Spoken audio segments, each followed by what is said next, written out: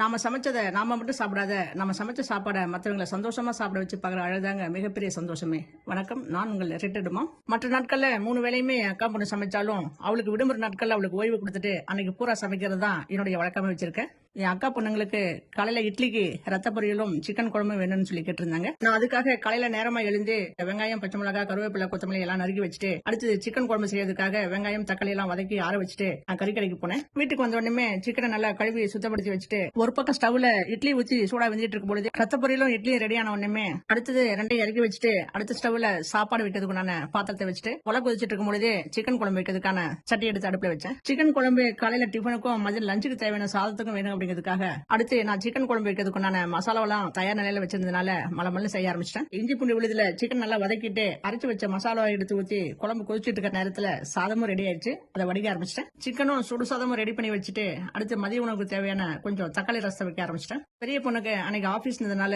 அவளுக்கு தேவையான காலையில சாப்பாடும் மதியம் சாப்பாடும் செஞ்சு டிஃபன் பாக்ஸ்ல போட்டு தயார் நிலையில வச்சுட்டேன். இதுக்கு இடையில அக்கா தூங்கி எழுந்து வந்தாங்க. அவங்கள பார்த்த உடனே தான் தெரிஞ்சது காலையில இருந்து காபி சாப்பிடல அப்படின்ட்டு. உடனே பால் அடுப்புல வச்சு பால் காய்ச்சி நானும் அக்காவும் சூட ஒரு கப் காபி சாப்பிட்டு மணியை பார்த்தா மணி காலையில 7:50. எப்பவுமே நம்ம வீட்டுல நான்வெஜ் அப்படின்னாவே இலையில சாப்பிடறதா ஒரு வழக்கமா வச்சிருக்கிறோம். பொண்ணுங்க கடைக்கு போய் இலை வாங்கிட்டு வந்திருந்தாங்க. அக்கா பொண்ணு சாப்பிடறதுக்காக கீழே உட்காந்துட்டா. அவளுக்கு இலை வரிச்சு அவளுடைய விருப்பமான சாப்பாடு எல்லாம் பரிமாற்ற பின்னாடி 2 பேர் ரொம்ப ரசிச்சு ருசிச்சு சாப்பிட்டாங்க. அதை பார்க்கும்பொழுது எனக்கு ரொம்ப சந்தோஷமா இருந்துச்சு. இது என்னுடைய விடுமுறை நாளின் மகிழ்வான மார்னிங் வ்ளாக். மகிழ்ச்சி. நன்றி.